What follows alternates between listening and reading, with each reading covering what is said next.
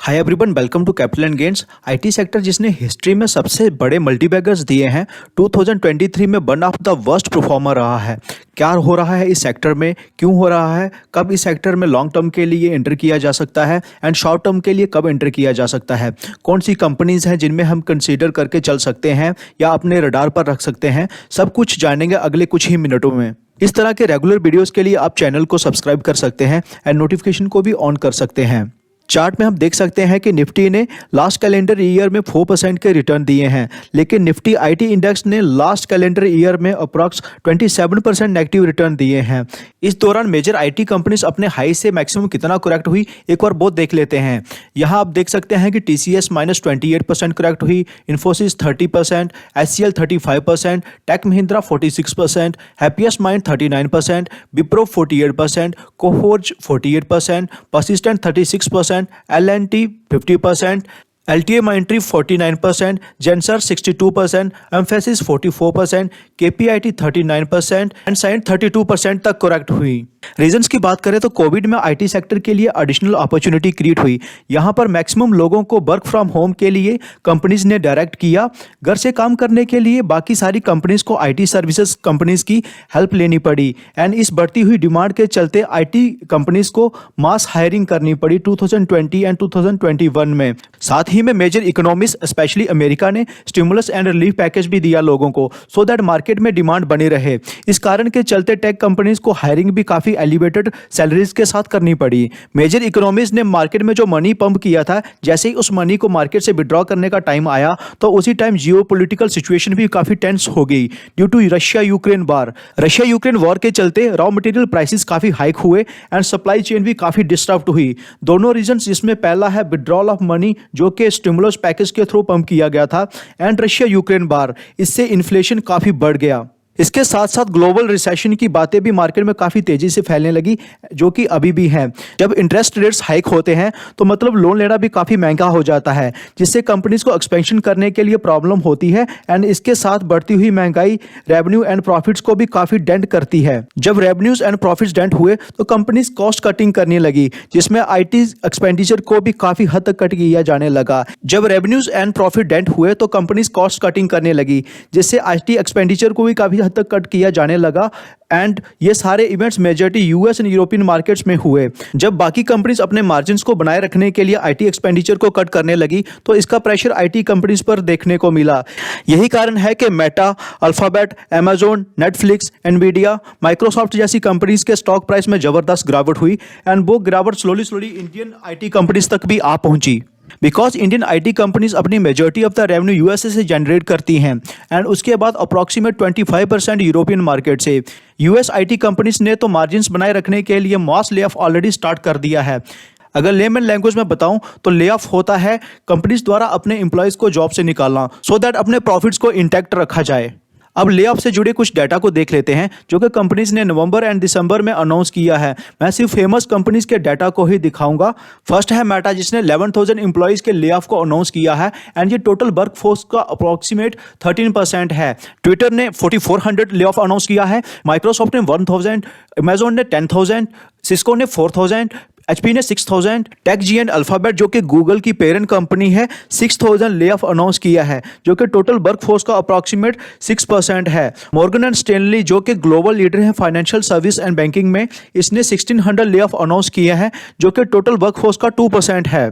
H&M जो कि IT company तो नहीं है लेकिन वर्ल्ड की नंबर 2 रिटेल फैशन कंपनी है, इसने 1,500 जॉब कट को अनाउंस किया है बिकॉज मैनेजमेंट एक्सपेक्ट कर रही है कि डिमांड स्लो हो सकती है एंड जो कॉस्ट ऑफ लिविंग है वो एलिवेटेड लेवल पर जा सकता है। SoftBank based company OYO hotels, इसने अपने कॉर्पोरेट एंड टेक्नोलॉजी टीम से 600 ले ऑफ अनाउंस किया है। वेदांतु जो कि एजुकेशनल टेक्नोलॉजी कंपनी है, इसने 385 ले ऑफ अनाउंस किए हैं।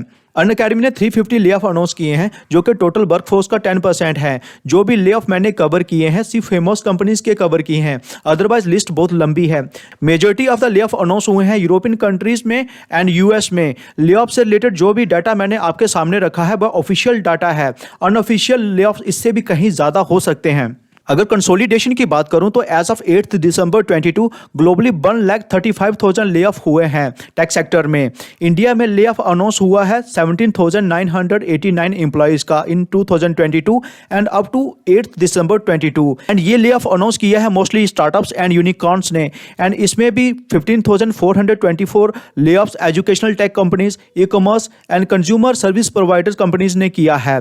ले ऑफ से जुड़ी एक और लिस्ट मैं आपको दिखाता हूं जिसमें ओला, बाइजू, जोमैटो, बजीरेक्स सब शामिल हैं। लेकिन अगर इंडिया की मेजर आईटी सर्विस प्रोवाइडर जैसे कि इन्फोसिस, टीसीएस, एलटीआई, माइंडट्री इनकी बात करूं तो ले ऑफ से रिलेटेड मुझे कोई डाटा नहीं मिला है। अगर आपके पास इस तरह का कोई भी डाटा है तो जरूर शेयर करें, मैं कम्युनिटी पोस्ट के थ्रू बाकी सबको अपडेट कर दूंगा।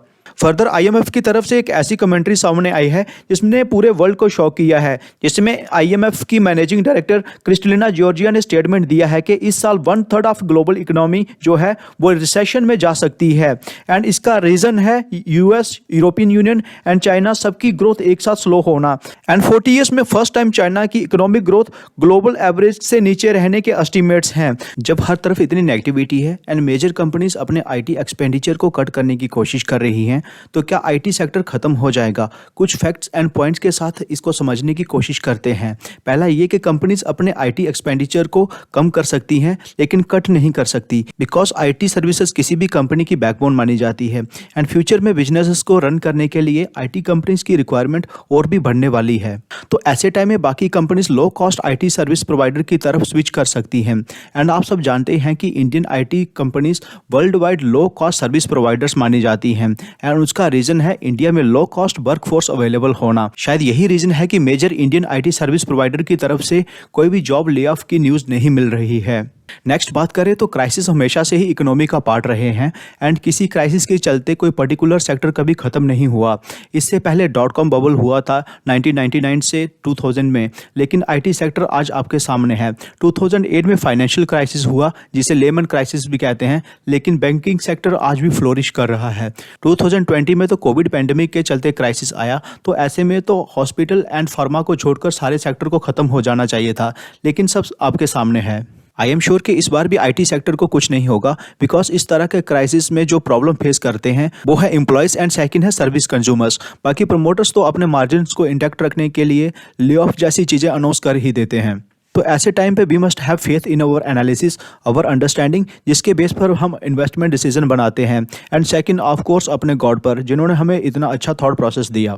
तो एजुकेशनल पर्पस के लिए मैं बताना चाहता हूं कि शॉर्ट टर्म इन्वेस्टर्स जो कि 6 मंथ्स या 1 ईयर के लिए इन्वेस्ट करते हैं वो आईटी सेक्टर में इन्वेस्टमेंट के लिए वेट कर सकते हैं, क्योंकि प्रेजेंट टाइम में वो इग्निशन मिसिंग है जिससे सेक्टर में सडन तेजी आ सके। अगर आईटी सेक्टर के प्रेजेंट वैल्यूएशन की बात करें तो 1 ईयर का एवरेज पीई है 28.65 एंड करंट पीई है 26.18। तो हम कह सकते हैं कि जो प्रेजेंट वैल्यूएशन है वो 1 ईयर के एवरेज पीई के आसपास है।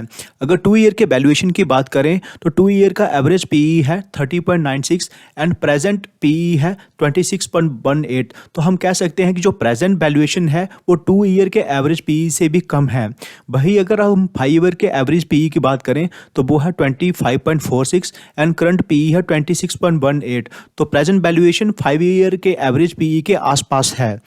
इनफैक्ट जो प्रेजेंट वैल्यूएशन है वो 10 ईयर्स के एवरेज पीई के आसपास भी है। तो ऐसे में लॉन्ग टर्म इन्वेस्टर्स जो कि 5 ईयर्स से ज़्यादा पीरियड के लिए इन्वेस्ट करते हैं उनको वॉरेन बफेट की ये बात नहीं भूलनी चाहिए, B fearful when others are greedy and be greedy when others are fearful। मतलब बीट से अलग चलो एंड बेट चाल में मत चलो।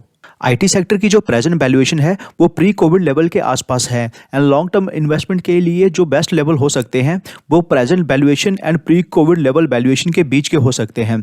अगर आप लॉन्ग टर्म इन्वेस्टमेंट के लिए आईटी सेक्टर में इन्वेस्ट करना चाहते हैं तो मैं आपको major Indian IT service providers के एंट्री लेवल को बताता हूँ। अगर उन लेवल्स पर आपको ये कंपनीज मिलती हैं तो आप एक्यूमुलेट करके चल सकते हो, लेकिन वीडियो सिर्फ एजुकेशनल पर्पस के लिए है एंड एक्यूमुलेशन जो है वो स्टेगर्ड मैनर में करना है, एक साथ सारा पैसा इन्वेस्ट नहीं करना है, क्योंकि इस साल भी स्टॉक मार्केट की रोलर कोस्टर राइड कंटिन्यू रह सकती है। अगर एंट्री लेवल्स की बात करें तो टीसीएस जिसका प्रेजेंट प्राइस है 3286, आप 3030 के लेवल के आसपास एक्यूमुलेट करके चल सकते हैं। इन्फोसिस की बात करें तो 1470 इसका प्रेजेंट प्राइस है, एंड अगर 1320 के आसपास मिलता है तो ये बेटर रहेगा। नेक्स्ट है HCL Tech, present price is 1063 and suggested levels are 890। Next है विप्रो जिसका प्रेजेंट प्राइस है 393 and suggested levels are 350 to 360। Next है Tech Mahindra, present price is 1002 and recommended levels are 950 to 965। Next is LTI Mindtree, present price is 4231 and recommended levels are 3850। Next is Persistent, present price is 963 and recommended levels are 3070 to 3090। Video अगर अच्छा लग रहा है please do press the like button and channel को आप subscribe कर सकते हैं। Next is Coforge, present price is 974 and recommended levels are 3690. Happiest Minds, present price 881 and recommended levels are 650. Next is Genser Technologies, present price is 207 and recommended levels are 220. अगला है L&T Technologies, present price 3639 and recommended levels are 3620. Next है Mphasis, present stock price है 1989 and recommended levels are 1820। Next is KPIT, present stock price is 719 and recommended levels are 500। Next is Cyient, present stock price is 841 and recommended levels are 740। ये जो present stock price है ये as a video recording date है, video release date होने पर ये change भी हो सकते हैं।